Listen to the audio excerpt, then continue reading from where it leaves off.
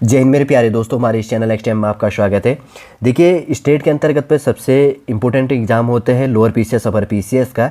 देखिए, अभी lower PCS का तो एग्ज़ाम होने वाला है। कब एग्ज़ाम होने वाला है? 11 मई 2025 को।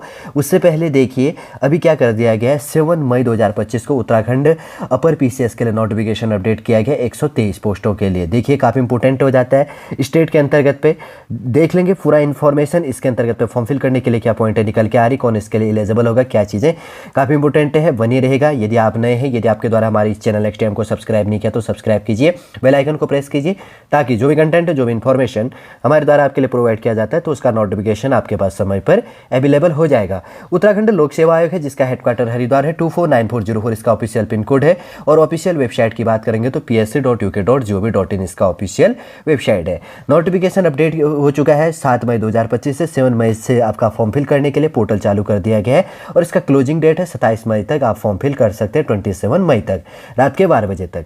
और उसके बाद में फीस पेमेंट करने का भी लास्ट क्लोजिंग डेट है 27 मई 2025। अगर आप कोई फॉर्म पे मिस्टेक करते हैं तो 3 जून से लेकर 12 जून तक आप इसमें मिस्टेक में करेक्शन कर सकते हैं रात के 12 बजे तक। पहले पेज में इंपॉर्टेंट इन्फॉर्मेशन ये दिया है। आगे बढ़ते हैं, उसके बाद में लगभग 86 पेज का है। जो भी इंपॉर्टेंट चीज़ें देख लेते हैं, लगभग शायद 30-35 पेज एवरेज के अंतर्गत तो इंपॉर्टेंट इन्फॉर्मेशन होगा। फिर सिलेबस एक्सेट्रा ये चीज़ें प्रोवाइड हो जाती है। फिर उसके बाद में आगे बढ़ते हैं। देखिए, इसके अंदर यहाँ पर जैसे कि वैकेंसीज अपडेट हो चुकी है। जो वैकेंसी संबंधी इन्फॉर्मेशन है, सबसे पहले है डिप्टी कलेक्टर के लिए। डिप्टी कलेक्टर जिसको कहते हैं, डिप्टी कलेक्टर हो गया। कार्मिक एवं सतर्कता विभाग के अंतर्गत पे टोटल 3 पोस्ट हैं। जनरल के लिए 2 सीटें, शेड्यूल कास्ट के लिए 1, ओबीसी कोई वैकेंसीज नहीं और कैटेगरी के अंतर्गत पे। और यहाँ पर जो रिजर्वेशन कोई नहीं है, ठीक है ना, फीमेल कैटेगरी के अंतर्गत पे इसके अंतर्गत तो वैकेंसी नहीं है। सेकेंड है पुलिस उपाधीक्षक के लिए गृह विभाग के अंतर्गत पे टोटल 7 पोस्ट है। शेड्यूल कास्ट के लिए 4, शेड्यूल ट्राइब के लिए 2 पोस्ट है। और उसके बाद में शेड्यूल कास्ट के लिए, शेड्यूल ट्राइब के लिए कोई वैकेंसी नहीं है। ओबीसी के लिए 1 पोस्ट है। और उत्तराखंड फीमेल के लिए अनरिजर्व कैटेगरी में 1 सीट रिजर्व हो जाता है। थर्ड नंबर है वित्तीय अधिकारी के अंतर्गत पे, कोषाधिकारी वित्त विभाग के अंतर्गत पे, फाइनेंस डिपार्टमेंटल के अंतर्गत पे 10 पोस्टें टोटल है। शेड्यूल कास्ट के लिए 5, शेड्यूल ट्राइब के लिए 1 सीट। शेड्यूल अगर बात करेंगे, सॉरी, जनरल के लिए है यहाँ पर टोटल 10 पोस्ट है। जनरल के लिए 5 पोस्ट है, शेड्यूल कास्ट के लिए 1 सीट। और उसके बाद में यहाँ पर बात करेंगे तो शेड्यूल ट्राइब के लिए 1 पोस्ट। और उसके बाद में ओबीसी के लिए 2 पोस्ट है। और उसके बाद में बात करेंगे तो ईडब्ल्यूएस के लिए 1 सीट है। और उत्तराखंड फीमेल के लिए 3 सीट है। अनरिजर्व कैटेगरी के लिए 2 सीट और अनुसूचित जाति शेड्यूल कास्ट के लिए 1 सीट। और उत्तराखंड आंदोलनकारियों के लिए 1 सीट यहाँ पर अनरिजर्व कैटेगरी में रिजर्व किया गया है। क्या है वैकेंसी इसमें देख लेते हैं।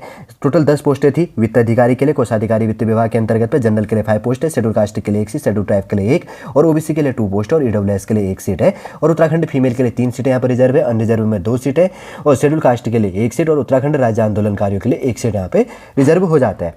4th नंबर की बात करेंगे तो सहायक निर्देशक है, लेखा जो परीक्षा अधिकारी के लिए वित्त विभाग के अंतर्गत पे 6 पोस्ट है टोटल है। जनरल के लिए 2 पोस्ट है। और उसके बाद में शेड्यूल कास्ट के लिए 1 सीट है। और उसके बाद में शेड्यूल ट्राइब के लिए वैकेंसी नहीं है। ओबीसी के लिए 2 सीट और इकोनॉमिकल वीकर सेक्शन के लिए 1 सीट, अनरिजर्व कैटेगरी के लिए 1 सीट यहाँ पर रिजर्व हो जाता है। ठीक है, आगे बढ़ते हैं। फिर उसके बाद में 5 नंबर की बात करेंगे तो उप निबंधक श्रेणी सेकंड के अंतर्गत पे, फाइनेंस डिपार्टमेंटल के अंतर्गत पे 12 सीट है। जनरल के लिए 9 सीट है। शेड्यूल कास्ट के लिए वैकेंसीज नहीं इसमें। शेड्यूल ट्राइब के लिए 1 सीट और उसके बाद में ओबीसी के लिए 1 पोस्ट है और इकोनॉमिकल वीकर सेक्शन में 1 सीट होता है। उत्तराखंड फीमेल के लिए 3 सीटें रिजर्व है और राज्य आंदोलनकारियों के लिए अनरिजर्व कैटेगरी में 1 सीट यहाँ पर भी रिजर्व है उप निबंधक श्रेणी सेकंड के लिए। 6 नंबर की बात करेंगे तो सहायक आयुक्त है, राज्य कर वित्त विभाग के अंतर्गत पे 13 सीट है। जनरल के लिए 8 पोस्ट है।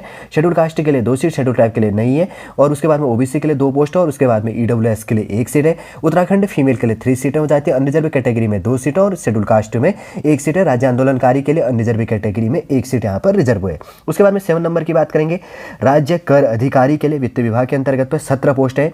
जिनमें से अगर बात करेंगे तो यहाँ पर 16 पोस्टें जनरल के लिए है और 1 पोस्ट इकोनॉमिकल वीकर सेक्शन के लिए। उत्तराखंड फीमेल के लिए 5 सीटें हैं, जिनमें से 5 पोस्टें यहाँ पर अनरिजर्व कैटेगरी है। राज्य आंदोलनकारियों के लिए अनरिजर्व कैटेगरी में 1 सीट यहाँ पर रिजर्व हो जाता है। 8वें नंबर की बात करेंगे तो सहायक नगर आयुक्त है, यहाँ पर अधिशासी अधिकारी श्रेणी फर्स्ट के लिए शहरी विकास विभाग के अंतर्गत पर 7 पोस्टें हैं। जनरल के लिए 5, शेड्यूल कास्ट के लिए 1 सीट, शेड्यूल ट्राइब में वैकेंसी नहीं है, ओबीसी के लिए भी नहीं है, इकोनॉमिकल वीकर सेक्शन ईडब्ल्यूएस के लिए 1 सीट है। उत्तराखंड फीमेल के लिए अनरिजर्व कैटेगरी में 2 सीटें यहाँ पर रिजर्व हो जाता है। 9 नंबर की बात करेंगे तो यहाँ पर जैसे 9 नंबर है कार्य अधिकारी जिला पंचायत पंचायती राज विभाग के अंतर्गत पे, यहाँ पर 2 पोस्टें टोटल दी गई हैं। 1 सीट ओबीसी के लिए रिजर्व है, 1 सीट यहाँ पे ईडब्ल्यूएस के लिए रिजर्व यहाँ पर इसके अंतर्गत हो जाता है। फिर उसके बाद में 10वें नंबर की बात करेंगे तो उप शिक्षा अधिकारी स्टाफ ऑफिसर ऑब्लिक है विधि अधिकारी के अंतर्गत पे, यहाँ पर 15 पोस्टें टोटल दी गई है, 15 पोस्ट है, जनरल के लिए 6 है, और उसके बाद में शेड्यूल कास्ट के लिए 4, शेड्यूल ट्राइब के लिए 1 सीट, ओबीसी के लिए 3 पोस्ट है। उसके बाद में अगर यहाँ पे बात करेंगे तो इकोनॉमिकल वीकर सेक्शन में 1 सीट है, उत्तराखंड फीमेल के लिए 4 सीट यहाँ पर रिजर्व हो जाता है, अनरिजर्व कैटेगरी के लिए 2 सीट, शेड्यूल कास्ट के लिए 1 सीट और अदर बैकवर्ड क्लास के लिए 1 सीट यहाँ पर रिजर्व है। फिर उसके बाद में पोस्ट कोड है 11 नंबर का जो है, यहाँ पर क्या दिया गया है, जिला समाज कल्याण अधिकारी समाज कल्याण विभाग के अंतर्गत पे 2 पोस्ट है, जनरल के लिए 2 पोस्ट है, एससी के लिए भी कोई पोस्ट नहीं है, एसटी के लिए भी नहीं है, यहाँ पर ओबीसी के लिए वैकेंसी नहीं है, ईडब्ल्यूएस के लिए भी नहीं है, और फीमेल के लिए यहाँ पर कोई रिजर्व नहीं है। एक ऊपर कैटेगरी के अंतर्गत पर राज्य आंदोलनकारी के लिए 1 सीट यहाँ पर रिजर्व है, इसको भी थोड़ा सा ध्यान रख लेना। किसके लिए, उप शिक्षा अधिकारी जो स्टाफ ऑफिसर के लिए यहाँ पर वैकेंसी था, विद्यालय शिक्षा विभाग के अंतर्गत यहाँ पर वैकेंसीज है, ये चीज़ भी आपको ध्यान में रख लेना, ठीक है। ब्रैकेट के अंतर्गत जो लिखा है उसको भी पढ़ लेना कि क्या डिपार्टमेंटल है। और उसके बाद में यहाँ पर 11 नंबर का तो हमने देख लिया। 12 नंबर की बात करेंगे तो अधीक्षक है राजकीय भिक्षुक गृह के अंतर्गत पे प्रमाणित संस्था, राजकीय दिव्यांग कर्मशाला एवं प्रशिक्षण केंद्र तथा राजकीय वृद्ध एवं अशक्त आवास गृह के अंतर्गत पे समाज कल्याण विभाग के अंतर्गत पे यहाँ पर 3 पोस्टें टोटल दी गई हैं। जनरल के लिए 2 सीटें, शेड्यूल कास्ट के लिए 1 सीट रिजर्व है और कैटेगरी के लिए नहीं है यहाँ पर वैकेंसीज। 13 नंबर की बात करेंगे तो सहायक निर्देशक संस्कृत शिक्षा विभाग 4 पोस्टें यहाँ पर टोटल है, 4 पोस्ट है, 2 सीट शेड्यूल कास्ट के लिए, 2 सीट जनरल के लिए है, 2 सीटें जनरल के लिए और 2 पोस्ट यहाँ पर शेड्यूल कास्ट के लिए है और कैटेगरी के लिए यहाँ पर वैकेंसीज नहीं है। 14 नंबर की बात करेंगे तो यहाँ पर दिया गया है सहायक गन्ना आयुक्त के लिए गन्ना विकास एवं चीनी उद्योग विभाग के अंतर्गत पे 1 पोस्ट है, वो भी जनरल कैटेगरी के लिए।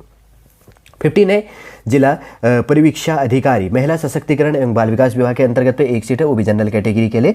16 नंबर का है सूचना अधिकारी जिला सूचना अधिकारी सूचना एवं लोक संपर्क विभाग के लिए 3 पोस्ट हैं और यहाँ पर 1 सीट है जनरल के लिए आपके लिए यहाँ पर जैसे कि दिया गया है, और 1 सीट इसके अंतर्गत पे 1 सीट यहाँ पर ओबीसी के लिए और 1 सीट ईडब्ल्यूएस के लिए है।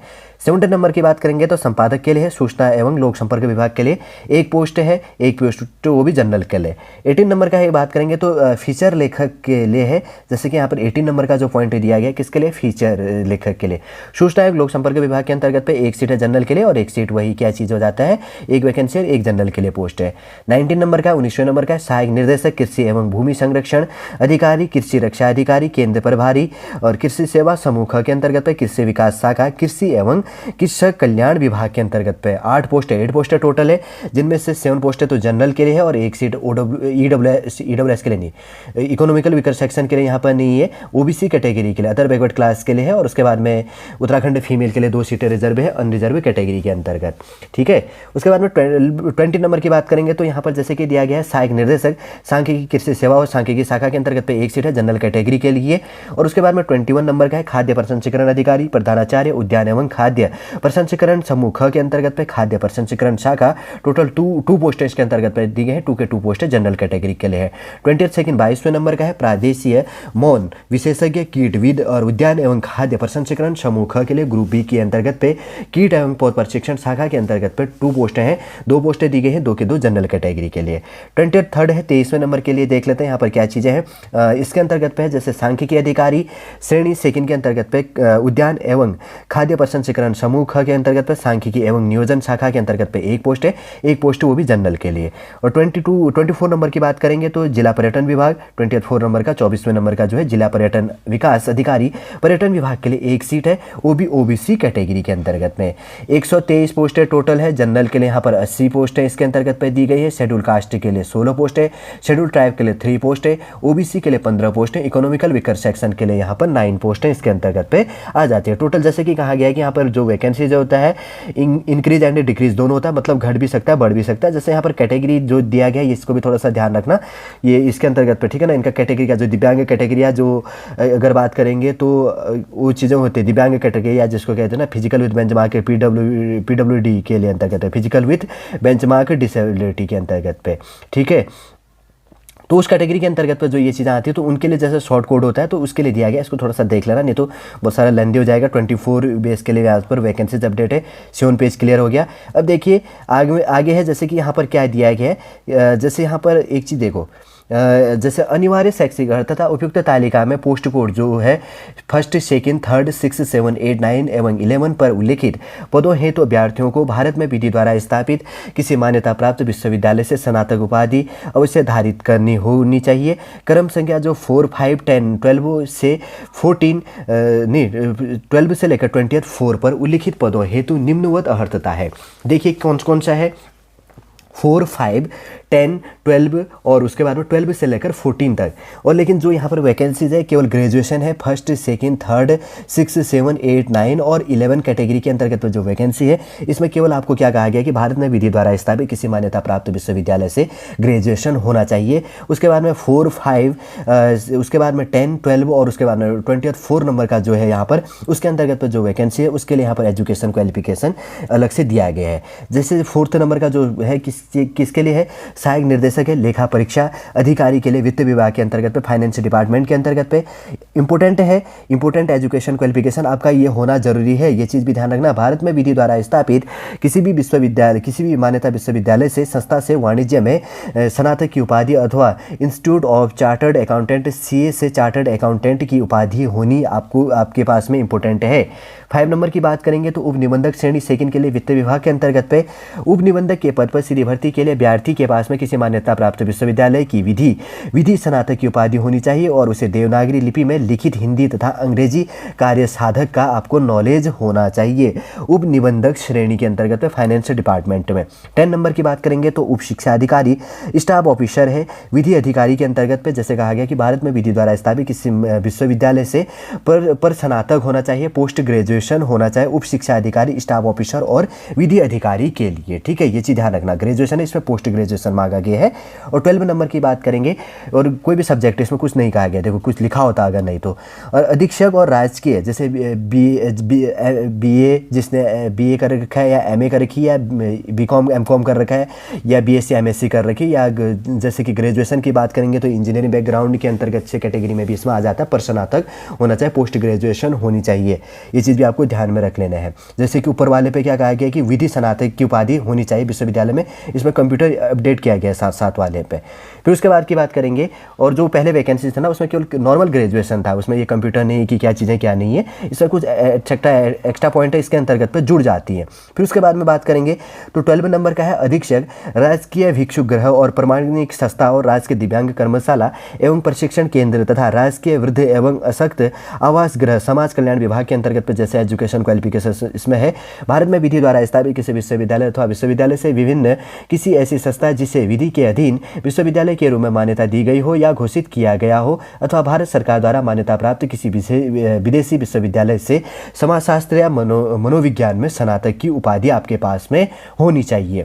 13 है सहायक निर्देशक के अंतर्गत पे संस्कृत शिक्षा विभाग के अंतर्गत पे भारत में विधि द्वारा स्थापित किसी विश्वविद्यालय से संस्कृत में स्नातक पोस्ट ग्रेजुएशन की उपाधि अथवा समकक्ष होना चाहिए और भारत में विधि द्वारा स्थापित किसी विश्वविद्यालय से शिक्षा शास्त्री या B.Ed की उपाधि आपके पास में होना चाहिए। ठीक है ना, संस्कृत सब्जेक्ट के साथ में पोस्ट ग्रेजुएशन के साथ में आपको संस्कृत सब्जेक्ट से विश्वविद्यालय से शास्त्री या B.Ed उपाधि इसमें से एक चीज़ होना चाहिए।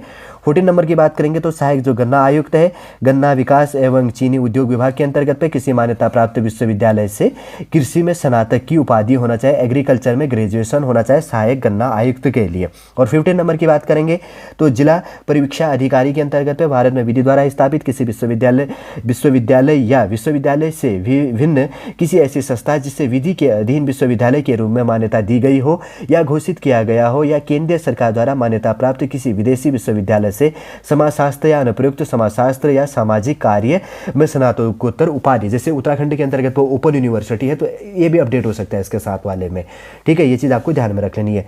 16 नंबर है 16 नंबर सूचना अधिकारी, जिला सूचना अधिकारी, सूचना एवं लोक संपर्क विभाग के अंतर्गत पे भारत में विधि द्वारा स्थापित किसी विश्वविद्यालय से स्नातक उपाधि या सरकार द्वारा उसके समकक्ष मान्यता प्राप्त कोई उपाधि या भारत में विधि द्वारा स्थापित किसी विश्वविद्यालय से या सरकार द्वारा इसके समकक्ष मान्यता प्राप्त किसी संस्थान से पत्रकारिता में 1 वर्ष का डिप्लोमा अथवा भारत में विधि द्वारा स्थापित किसी विश्वविद्यालय से पत्रकारिता में स्नातक आपके पास में होनी चाहिए। ये चीज़ भी आपको ध्यान में रख लेना है।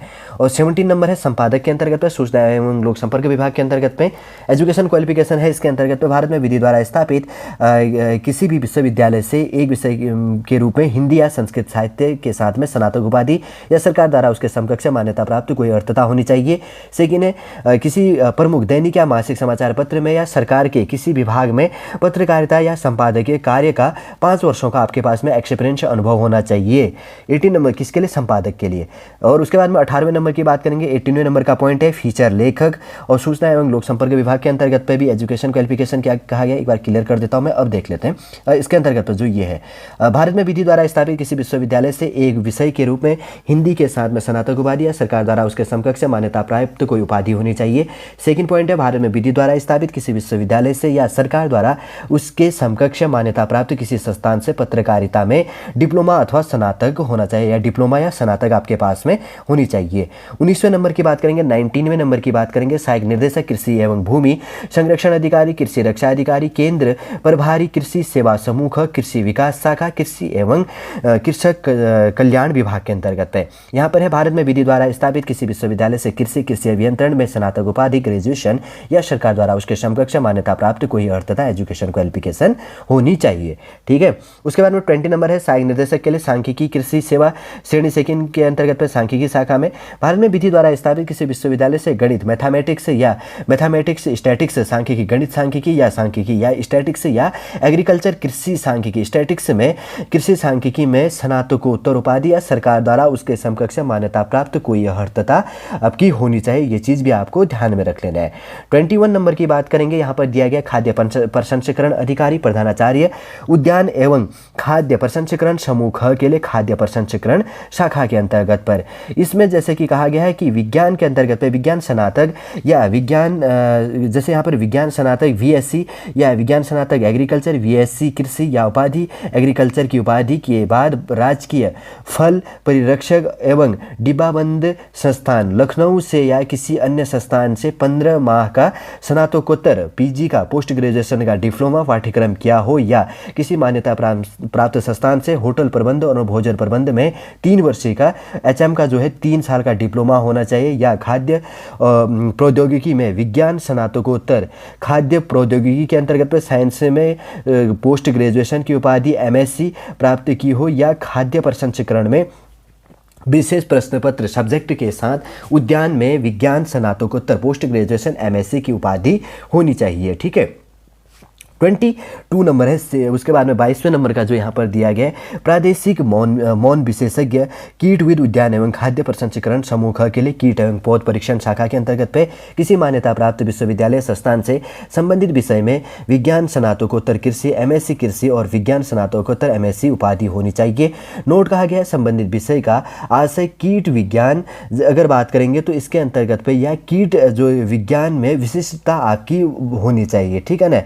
अगर बात करेंगे तो एंट्रोमोलॉजी जिसके अंतर्गत पे कहा जाएगा, ये चीज़ आपको ध्यान में रखना है कि एंट्रोमोलॉजी के अंतर्गत में आपकी विशिष्टता होनी चाहिए, कीट विज्ञान जिसको कहा जाता है। 23 है, 23वें नंबर है, सांख्यिकी अधिकारी श्रेणी के अंतर्गत पे उद्यान एवं खाद्य प्रसंस्करण समूह सांख्यिकी एवं नियोजन शाखा के अंतर्गत पे मैथमेटिक्स गणित अथवा गणितीय सांख्यिकी या सांख्यिकी विषय के साथ में स्नातक। हाल ही में आपको पता है मैथमेटिक्स NCERT ने क्या चेंज किया, अब मैथमेटिक्स का नाम नहीं आएगा, अब जो NCERT में चेंज किया गया उसमें मैथ्स को भी गणित को गणित लिख के आएगा, गणित की स्पेलिंग लिख के आएगी, अब मैथमेटिक्स से लिख के नहीं आएगा। ये चीज़ आपको ध्यान में रखना है।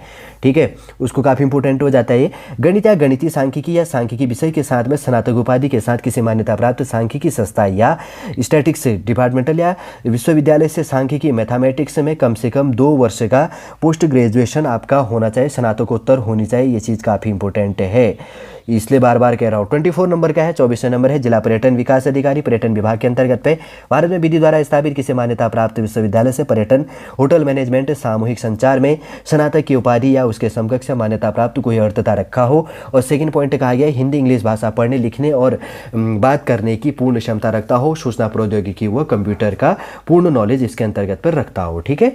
ये देखिए एजुकेशन क्वालिफिकेशन काफ़ी इंपॉर्टेंट हो जाता है, क्लियर कर देता हूँ। जो इंपॉर्टेंट सब्जेक्ट कोड थे आप वैकेंसी जो कोड थे, वैकेंसी कोड के अंतर्गत पर आपके लिए नॉर्मल ग्रेजुएशन मांगा गया, पोस्ट कोड 1 2 3 6 7 8 9 और 11 के लिए। उसके बाद में 4 5 10 12 13 14 15 16 17 18 19 20 24 जो भी यहाँ पर वैकेंसी था उसके अंतर्गत पर जो इंपॉर्टेंट एजुकेशन क्वालिफिकेशन था वो हमने इसके अंतर्गत पर आपके लिए क्लियर देख लिया है। ठीक है, ध्यानपूर्वक देख लीजिएगा इसको, फिर आगे बढ़ते हैं। उसके बाद में अगर बात करेंगे तो यहाँ पर क्या चीज़ कहा गया है, ये चीज़ भी पढ़ लेते हैं। जैसे यहाँ पर है 6 नंबर का पॉइंट है, उपयुक्त तालिका के अंतर्गत पे पोस्ट कोड जो है, जो subject code, sorry post code होगा, सब्जेक्ट कोड नहीं, 1 2 3 5 6 7 21st 22nd और 23rd पर उल्लिखित पदों हेतु अधिमान्य अर्थ तथा अन्य बातों के समान होने पर ऐसे अभ्यर्थियों को सीधे मामले में मतलब यहाँ पे दी जाएगी जिसने प्रादेशिक सेना में कम से कम 2 वर्ष का जॉब किया, जिसके पास में एनसीसी का बी प्रमाण पत्र है। और उसके बाद में पोस्ट कोड जो है पद कोड जिसको कहेंगे 4 8 10 12 13 14 15 16 17 18 19 और 20 के लिए यहाँ पर जो है क्या कहा गया है, इसके अंतर्गत पर आपके लिए है, काफ़ी इंपॉर्टेंट है। पोस्ट कोड जो 4 8 और 17 के लिए, 4 8 और 17 के लिए जो चीज़ है, जो इसके अंतर्गत पर वैकेंसीज है, उसके लिए प्रादेशिक सेना में कम से कम 2 वर्ष की अवधि के लिए जॉब क्या होना चाहिए, उसको वरीयता दी जाएगी। प्रादेशिक सेना में कम से कम 2 वर्ष की न्यूनतम अवधि तक सेवा दी हो अधिमान्य अर्हता के अंतर्गत पे, और एनसीसी का, राष्ट्रीय कैडेट कोर का एनसीसी का बी अथवा सी प्रमाण पत्र प्राप्त किया होना चाहिए। पोस्ट कोड जो 10 है उसके अंतर्गत पर भी उप निरीक्षक संबंधी जो भी इसके अंतर्गत था, यहाँ पर जैसे कि भारत में विधि द्वारा आपको अधिमान्य अर्हता की बात करेंगे, ऐसे स्टूडेंट को वरीयता दी जाएगी जिसने भारत में विधि द्वारा स्थापित किसी विश्वविद्यालय से शिक्षा शास्त्र में स्नातक प्रशिक्षण बीएड उपाधि है और उसके बाद में प्रादेशिक सेना में 2 वर्ष का जॉब किया, या एनसीसी कोर का बी प्रमाण पत्र जिसके पास में अवेलेबल है। पोस्ट कोड जो 12 है उसके अंतर्गत पे अनौपचारिक समाजशास्त्र या सामाजिक कार्य विषय में स्नातकोत्तर की उपाधि होनी चाहिए, पोस्ट ग्रेजुएशन होना चाहिए अधिमान्य अर्हता में। सेकंड पॉइंट है, किसी सरकारी या अर्ध सरकारी समाज कल्याण संस्थान को प्रादेशिक या पर्यवेक्षी हैसियत से चलाने का कम से कम 2 वर्ष का एक्सपीरियंस होना चाहिए। थर्ड नंबर का पॉइंट है, सरकार द्वारा मान्यता प्राप्त किसी औद्योगिक संस्थान से कटाई, सिलाई और बुनाई में डिप्लोमा का प्रमाण पत्र होना चाहिए, आपको वरीयता दी जाएगी। 13 नंबर की बात करेंगे तो जो इसके अंतर्गत पर सहायक निर्देशक था, तो इसमें है पहला पॉइंट है अधिमान्य अर्हता के अंतर्गत पर प्रादेशिक सेना में कम से कम 2 वर्ष की सेवा हो, एनसीसी का बी या सी प्रमाण पत्र प्राप्त किया हो, बी अथवा सी प्रमाण पत्र प्राप्त किया हो और खेल प्रतियोगिताओं में राज्य या राष्ट्रीय स्तर पर प्रतिभाग किया हो, ये चीज ध्यान रखना। उसके बाद में 14 नंबर की बात करेंगे तो 14वें नंबर का जो है सहायक गणना आयुक्त के अंतर्गत तो पहला पॉइंट है, किसी मान्यता प्राप्त विश्वविद्यालय से एग्रीकल्चर में पोस्ट ग्रेजुएशन। सेकंड पॉइंट है, प्रादेशिक सेना में कम से कम 2 वर्ष का जॉब किया हो, एनसीसी का बी प्रमाण पत्र प्राप्त किया हो। ठीक, 15 नंबर की बात करेंगे। 15 नंबर है, जिला परीक्षा अधिकारी के लिए किसी मान्यता प्राप्त विश्वविद्यालय की विधि स्नातक उपाधि हो और सामाजिक कार्य का व्यवहारिक अनुभव इसके अंतर्गत पर रखता हो। पोस्ट कोड है 16 और 18 के लिए, जैसे कि यहाँ पर कहा गया अधिमान्य अर्हता, यहाँ पर काफी इंपोर्टेंट हो जाता है। समाचार पत्रों और पत्र पत्रिकाओं में लेख, पटकथा और फीचर लेखन का 3 वर्ष का एक्सपीरियंस होना चाहिए। सेकंड पॉइंट है, सरकार द्वारा मान्यता प्राप्त किसी संस्थान से संगीत प्रकाशन और व्यवस्था और अभिनय निर्देशन इत्यादि में 1 वर्षीय डिप्लोमा होना चाहिए। थर्ड नंबर की बात करेंगे तो जिसने प्रादेशिक सेना में 2 वर्ष की न्यूनतम अवधि की सेवा की हो और एनसीसी का बी या सी प्रमाण पत्र प्राप्त किया हो तो उसको इसके अंतर्गत पर वरीयता दी जाएगी। पोस्ट कोड जो 19 नंबर का 19वें नंबर है उसके अंतर्गत पर अधिमान्य अर्हता, भारत में विधि द्वारा स्थापित किसी विश्वविद्यालय से स्नातकोत्तर पोस्ट ग्रेजुएशन की उपाधि कृषि और कीट विज्ञान या पौध रोग विज्ञान और कृषि रसायन विज्ञान और मृदा विज्ञान या मृदा संरक्षण से कृषि वनस्पति विज्ञान या पौध प्रजनन या अनुवांशिकी में विशेषज्ञता ओब्लिक किया गया सस्य विज्ञान और कृषि अभियंत्रण उपाधि या सरकार द्वारा मान्यता प्राप्त कोई अर्हता, भारत में विधि द्वारा स्थापित किसी विश्वविद्यालय से पीएचडी की उपाधि कृषि कीट विज्ञान या पौध रोग विज्ञान और कृषि रसायन से विज्ञान और मृदा विज्ञान या मृदा संरक्षण कृषि वनस्पति विज्ञान या पौध प्रजनन या आनुवांशिकी में विशेषज्ञता सस्य विज्ञान या सरकार द्वारा उसके समकक्ष मान्यता प्राप्त करता हो तो वो इसके लिए एलिजिबल होगा, उसको वरीयता दी जाएगी। प्रादेशिक सेना में जिसने 2 वर्ष का जॉब किया या एनसीसी का बी प्रमाण पत्र प्राप्त किया है तो उसको इसके अंतर्गत पर वरीयता दी जाएगी। पोस्ट कोड जो 20 नंबर का है उसके अंतर्गत पर जो अधिमान्य अर्हता की बात करेंगे तो जिसने सरकारी आंकड़ों और उनके निर्वचन में 5 वर्ष का अनुभव है। सेकंड पॉइंट है, भारत में विधि द्वारा स्थापित किसी विश्वविद्यालय से मैथमेटिक्स, सांख्यिकी स्टैटिक्स और मैथमेटिक्स स्टैटिक्स और एग्रीकल्चर स्टैटिक्स में कृषि सांख्यिकी में पीएचडी किया हो, डॉक्टर ऑफ फिलोसफी की हो और उपाधि या सरकार द्वारा उसके समकक्ष मान्यता प्राप्त कोई अर्हता प्राप्त हो। या थर्ड पॉइंट है, संगणक कंप्यूटर प्रोग्रामिंग और पीसीएटी ओब्लिक किया गया एक्सटी के संचालन का नॉलेज रखता हो। फोर्थ नंबर की बात करेंगे तो प्रादेशिक सेना में न्यूनतम 2 वर्ष की अवधि की सेवा प्राप्त की हो। 5 नंबर की बात करेंगे तो नेशनल कैडेट कोर का बी प्रमाण पत्र इसके अंतर्गत पे प्राप्त किया हो, ये चीज ध्यान रखना है।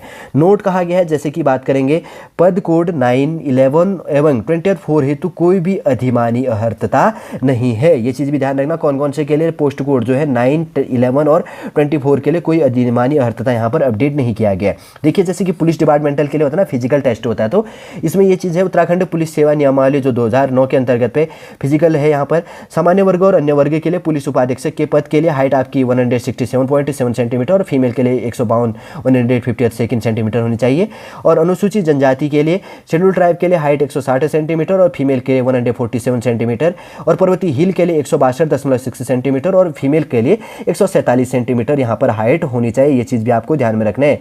सीने की माप की बात करेंगे तो सीने की माप केवल पुरुष अभ्यर्थियों के लिए, अनुसूचित जनजाति व पर्वतीय क्षेत्र के अभ्यर्थियों के लिए चेस्ट की माप यहाँ पर क्या होगा, केवल मेल कैटेगरी के लिए होता है। ये चीज़ ध्यान रखना। 76.5 सेंटीमीटर बिना फुलाए और 5+ होना चाहिए 81.5 सेंटीमीटर फुलाने के बाद में। सामान्य और अन्य अभ्यर्थियों के लिए यहाँ पर 78.8 और उसके बाद में फुलाने के बाद में 83.8 सेंटीमीटर होना चाहिए। अनुसूचित जनजाति, शेड्यूल ट्राइब और हिल एरिया के लिए और सामान्य कैटेगरी और अन्य कैटेगरी के लिए यहाँ पर चेस्ट की माप यहाँ पर दी गई है। फीमेल के लिए यहाँ पर क्या है, वेट दिया गया 45 kg मिनिमम होना चाहिए।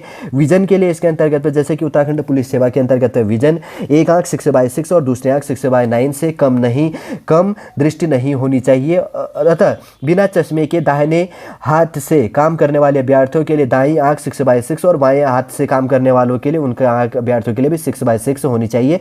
और वर्णाधिता और भंगापन से पूर्ण रूप से मुक्त होना चाहिए, मतलब कलर विजन का इशू नहीं आना चाहिए। ठीक है। अब एज लिमिट काफ़ी इंपॉर्टेंट हो जाता है। एक बार मैं शॉर्ट लास्ट में आपके लिए समरी प्रोवाइड कर दूंगा, एक बार शॉर्ट में पॉइंटें देख लेते हैं। ठीक है। एज लिमिट आपकी मिनिमम एज लिमिट 21 और मैक्सिमम 42 साल होनी चाहिए। कब? 1 जुलाई 2025 के डेट को, इस डेट को आपकी एज मिनिमम 21 साल और मैक्सिमम 42 साल होना चाहिए। आपका डेट ऑफ बर्थ 1 जुलाई 2004 से लेकर 2 जुलाई 1983 के बीच में होना चाहिए। न इससे पहले न इसके बाद में आपका डेट ऑफ बर्थ होना चाहिए, वही इसके लिए एलिजिबल होगा। ठीक है ना। इसके अंतर्गत की बात करेंगे तो जैसे कैटेगरी वाइज जिस कैटेगरी जैसे schedule caste, schedule tribe, economical weaker section, OBC female के लिए भी जो परसेंटेज एवरेज यहाँ पर छूट दिया जाता है वो इस कैटेगरी के अंतर्गत पे छूट मिल जाती है। पेज नंबर 13 है 86 में से। उसके बाद में 10वें नंबर पे पेज पे चलते हैं, इसमें भी कुछ पॉइंट दी गए। 14 नंबर का जो पेज था, आगे बढ़ते हैं। उसके बाद में 15 पे भी इंस्ट्रक्शन दिया गया, आप पढ़ लेना थोड़ा सा। और 16 पे भी इंस्ट्रक्शन है यहाँ पर। और 17 इसके अंतर्गत की बात करेंगे तो हाउ टू अप्लाई, कैसे आपको अप्लाई करनी है, psc.uk.gov.in की ऑफिशियल वेबसाइट पे जाके आपको अप्लाई कर लेनी है। और उसके बाद में अगर फॉर्म फीस की बात करेंगे तो अनरिजर्व कैटेगरी के लिए टोटल यहाँ पर फॉर्म फीस है 166.33 रुपये और उत्तराखंड अन्य पिछड़ा वर्ग के लिए भी 166.33 रुपये। शेड्यूल कास्ट और शेड्यूल ट्राइब के लिए 76.36 मतलब यहाँ 36 पैसा है। और उत्तराखंड आर्थिक रूप से इकोनॉमिकल वीकर सेक्शन के लिए 166.36 और उत्तराखंड दिव्यांग के लिए 16.36 है। और उत्तराखंड ऑर्फेन के लिए कोई फॉर्म फीस पे नहीं करनी है। मैक्सिमम यहाँ पर सबसे हाईएस्ट फॉर्म फीस कितना है, 166.36 है। ठीक है ना। 166.36 यहाँ पर मैक्सिमम फॉर्म फीस है। कैटेगरी वाइज हमने फॉर्म फीस भी इसके अंतर्गत पे दी है। जो भी फैसिलिटी आपके पास में अवेलेबल होगा आप पे कर लीजिएगा। ठीक, काफ़ी इंपॉर्टेंट है ये इंस्ट्रक्शन जानने के लिए। आगे बढ़ते हैं। उसके बाद में क्या कहा गया है, बहुत सारे इंस्ट्रक्शन दिए गए हैं। अगर आपके पास में टाइम अवेलेबल होगा तो आप पढ़ लीजिएगा। आगे साइड एग्जाम सेंटर दिया होगा। जैसे यहाँ पर दिया गया कि उत्तराखंड के 13 जिलों के अंतर्गत पे एग्जाम सेंटर आपके बनाए हुए हैं। जैसे यहाँ पर है अल्मोड़ा के अंतर्गत पे 1 है, रानीखेत का 2, चंपावत का 3, पिथौरागढ़ का 4, रामनगर का 5 और उसके बाद में हल्द्वानी का 6, रुद्रपुर का 7, काशीपुर का 8, खटीमा का 9 और बागेश्वर में 10 और पौड़ी। अब यहाँ पर देखिए जो सबसे पहले यहाँ पर इसके अंदर दिए गए थे, पहले से लेकर 10 तक जो सेंटर है 10 कुमाऊं मंडल के अंतर्गत पे हैं। उसके बाद में आगे बढ़ते हैं। फिर आ जाता है 11 नंबर से यहाँ पर पौड़ी गढ़वाल और 12 नंबर है श्रीनगर और 13 है कोटद्वार और 14 है कर्णप्रयाग और 16 है न्यू टेहरी और 17 नंबर है रुद्रप्रयाग और 18 है उत्तरकाशी और 18 है उत्तरकाशी और 19 है देहरादून, 20 है यहाँ पर विकासनगर, 21 है ऋषिकेश और 22 है हरिद्वार और 23 है लक्सर और उसके बाद में 24 है रुड़की। ठीक है, ध्यान रखना यहाँ पर 10 एग्जाम सेंटर है कुमाऊं मंडल के अंतर्गत पर है और उसके बाद में 14 एग्जाम सेंटर है यहाँ पर गढ़वाल मंडल के अंतर्गत पे 7 जिलों के अंतर्गत पे बनाया गया। उत्तराखंड के अंतर्गत पे 13 जिले हैं, 6 कुमाऊं के अंतर्गत पे 7 गढ़वाल में। तो 6 कुमाऊं मंडल के अंतर्गत पे अगर बात करेंगे तो कितने यहाँ पर एग्जाम सेंटर हैं, 10 और उसके बाद में यहाँ पर बात करेंगे तो 7 जिलों के अंतर्गत पे कितनी है, यहाँ पर 14 एग्जाम सेंटर आपके लिए बनवाया गया है। ठीक है, एग्जाम के लिए काफ़ी इंपॉर्टेंट पॉइंट है, देख लीजिएगा। जैसे उसके बाद की बात करेंगे तो प्रारंभिक परीक्षा में जो सफल होंगे तो उनका मेंस जो एग्ज़ाम होगा, 2 एग्ज़ाम सेंटर होते हैं मेंस के लिए, हल्द्वानी और हरिद्वार का। देखिए हाल ही में अभी चर्चा में रहा था, जो पिछले साल का जो हुआ था ना मेंस जो एग्ज़ाम हो रहा है, तो अभी शायद 14 नवंबर को एक पेपर जो जीएस पेपर फर्स्ट पेपर था, हिस्ट्री जो आर्ट एंड कल्चर जिसमें सोसाइटी एक्सेट्रा इसमें अपडेट होता है, तो उसका जो पेपर है उसका फर्स्ट पेपर जो होना है, कहा गया था कि आउट ऑफ सिलेबस है, तो उसका 14 यहाँ पर क्या होना है, मई को होना है। अभी तो 11 मई को आपका कौन सा एग्जाम होना है, उत्तराखंड लोअर पीसीएस का होना है। फिर अपर पीसीएस का जो मेंस का जीएस पेपर फर्स्ट है, आर्ट एंड कल्चर हिस्ट्री और जिसमें ज्योग्राफी और सोसाइटी इंक्लूड होता है, तो उसका पेपर कब है, 14 मई 2025 को होने वाला है। ठीक, इसलिए मेंस जो एग्जाम है हल्द्वानी और हरिद्वार, यहाँ पर 2 चीज़ें होती हैं, इसलिए ध्यान रखना। इसमें 3 स्टेप में आपका एग्जाम होता है। न्यू बिगनरों के जानने के लिए इंपॉर्टेंट बता देता हूँ, मैंने सिलेबस पहले प्रोवाइड किया, अगर मेरे पास में टाइम अवेलेबल होगा तो मैं प्रोवाइड कर दूंगा, एक बार बेसिक सा देख लो। प्रीलिम्स होता है, मेंस होता है, फिर उसके बाद में इंटरव्यू होता है। उसके बाद की बात करेंगे तो सबसे पहले यहाँ पर प्रश्न पत्र जो फर्स्ट होता है, तो उसके अंदर में क्या होता है, 150 वर्ड का होता है, और जिसमें पूर्णांक की बात करेंगे तो 150, और पर क्वेश्चन 1 मार्क्स का होता है। 2 घंटे का आपको टाइमिंग दी जाती है। फिर उसके बाद में सामान्य अध्ययन, जैसे यूपीएससी में पेपर होता है ना, जीएस का पहला पेपर। फिर उसके बाद में दूसरे की बात करेंगे तो आपका यहाँ पे सीटेट का या जो पेपर, सॉरी सीटेट नहीं, इसको बोलते हैं वैसे नॉर्मल एक, जैसे इसमें मैथमेटिक्स रीजनिंग, इसके लिए ऐसे वाले में बात करेंगे तो इसके अंतर्गत पर अपडेट हो जाता है। सामान्य बुद्धिमत्ता परीक्षण, मेंटेलिटी टेस्ट जिसमें पूछा जाता है, तो 100 क्वेश्चन इसके अंतर्गत होता है। प्रत्येक क्वेश्चन 1.5 मार्क्स का आता है, 150 मार्क्स का यहाँ पर पेपर होता है। 2-2 घंटे का आपको सॉल्व करने के लिए टाइमिंग दी जाती है। यूपीएससी में आपने देखा होगा यहाँ पर 80 क्वेश्चन होती है, 80 क्वेश्चन होता है, 1.5 मार्क्स का होता है, 100 मार्क्स का पेपर होता है, लेकिन यहाँ पर 150 मार्क्स का पेपर होता है। तो प्रीलिम्स का मैं बात कर रहा हूँ, ठीक है ना। और अगर बात करेंगे तो आगे बात करते हैं इसके अंतर्गत पे क्या चीज़ हमने देखा, निगेटिव मार्किंग भी इसमें 1/4 होता है। प्रीलिम्स के अंतर्गत में सिलेबस देखते हैं, 2 पेपर इसके अंतर्गत होते हैं। मेंस का मैं सिलेबस बाद में प्रोवाइड कर दूंगा आपको, नहीं तो मैंने पहले आपको सिलेबस प्रोवाइड किया है कि प्रीलिम्स और मेंस का, उत्तराखंड अपर पीसीएस का और लोअर पीसीएस का, हर किसी का जो भी मेरे पास में टाइम अवेलेबल होता है तो मैं सिलेबस भी प्रोवाइड कर देता हूँ। लेकिन ये चीज़ काफ़ी इंपॉर्टेंट हो जाता है कि आपका जो प्रीलिम्स है तो प्रीलिम्स में 2 पेपरों होती हैं, एक 150 नंबर 150 मार्क्स का, और उसके बाद में 2-2 घंटे का आपको सॉल्व करने के लिए टाइम दिया जाता है। अब एक बार मेंस का भी देख ही लेते हैं, इसके साथ में क्लियर कर देता हूँ। सामान्य हिंदी का पेपर होता है, निबंध का होता है, उसके बाद में भारतीय विरासत और संस्कृति, विश्व का इतिहास एवं भूगोल और समाज यहाँ पे इंक्लूड होता है। यूपीएससी में भी यही है, भारतीय विरासत और संस्कृति, विश्व का इतिहास एवं भूगोल और समाज करके ऐसी पेपर है। और उसके बाद में जीएस पेपर जो सेकंड होता है, शासन व्यवस्था, संविधान, शासन प्रणाली, सामाजिक न्याय, अंतर्राष्ट्रीय संबंध, ये भी यूपीएससी में सेम ऐसी है। फिर उसके बाद में जीएस पेपर जो थर्ड है, प्रौद्योगिकी, आर्थिक विकास, जैव विज्ञान। आर्थिक विकास में इकोनॉमिक्स आ जाता है, जैव विविधता, बायोडाइवर्सिटी, इन्वायरमेंट, सुरक्षा, इंटरनल सिक्योरिटी और डिजास्टर मैनेजमेंट, आपदा प्रबंधन। यूपीएससी में भी सेम टू सेम पेपर का नाम यही है। 6 नंबर की बात करेंगे तो एथिक्स है, नीतिशास्त्र, सत्यनिष्ठा और अभिरुचि के अंतर्गत कोई एक अच्छी सी बुक ले लेना, इसको पढ़ लेना। यूपीएससी में भी सेम टू सेम ऐसा सिलेबस है। देखिए इसमें क्या चेंज है, ये चीज़ ध्यान रखो कि पेपर नंबर जो 7 और 8 नंबर है, इसमें उत्तराखंड के पेपर आते हैं, उत्तराखंड का जीएस का पेपर आता है। सारे पेपर 3-3 घंटे का होता है। देखो बस इसमें क्या होता है कि यूपीएससी में ऑप्शनल होता है, ठीक है ना। जो ये 7 और 8वें नंबर का पेपर है, हिस्ट्री, पॉलिटिकल, ज्योग्राफी, इकोनॉमिक्स से बहुत सारे सब्जेक्ट है, शायद 80-85 सब्जेक्ट है, जो भी चीज़ें हैं आप सेलेक्ट करके जो भी आप प्रिपेयर करते हैं तो आप ले सकते हो, वो सब्जेक्ट है। यूपीएससी को भी लेके चल रहा हूँ मैं, साथ साथ बात कर रहा हूँ नॉर्मल समझने के लिए। बस यहाँ पर अगर बात करेंगे तो जो जनरल हिंदी और ऐसे राइटिंग का जो पेपर है 3 घंटे का 150 मार्क्स का होता है, और पेपर 200 मार्क्स का होता है, 3 घंटे का सारा पेपर होता है। अगर मेंस की बात करेंगे तो यहाँ पर 1500 नंबर का होता है, और उसके बाद में आपका इंटरव्यू टोटल कितने का होता है, 150 नंबर का होता है, टोटल 1650 नंबर का आपका पेपर होता है, ठीक है। थोड़ा सा हमने सिलेबस भी इसके अंतर्गत पे देख लिया कि प्रीलिम्स के अंतर्गत पे 2 पेपर होती हैं, मेंस के अंतर्गत पे यहाँ पर 8 पेपर होती है, और इंटरव्यू एक होता है 150 मार्क्स का, टोटल 1650 नंबर का पेपर होता है। सिलेबस भी हमने देख लिया। देखिए उत्तराखंड अपर पीसीएस के लिए 123 पोस्टों के लिए जो यहाँ पर वैकेंसीज अपडेट किया, जो भी आपके फॉर्म फिल करने के लिए जानने के लिए इंपॉर्टेंट पॉइंटें थी, शॉर्टली रूप से इस वीडियो के अंतर्गत मैंने आपके लिए कम समय के अंतर्गत प्रोवाइड करने की कोशिश की। अगर कहीं पर लैंग्वेज का कोई मिस्टेक हो गया होगा तो मैं आपसे रिक्वेस्ट करूंगा तो थोड़ा सा आप मैनेज कर दीजिएगा, ठीक है। उम्मीद करूंगा दोस्तों पूरा इन्फॉर्मेशन आपको समझ में आ गया होगा। यदि आज का वीडियो आपको अच्छा लगे तो लाइक कीजिए, कमेंट कीजिए, और हमारी चैनल नेक्स्ट टाइम को सब्सक्राइब कीजिए। वापस हम नेक्स्ट क्लास के अंतर्गत आपसे मिलेंगे। जय हिंद, जय भारत।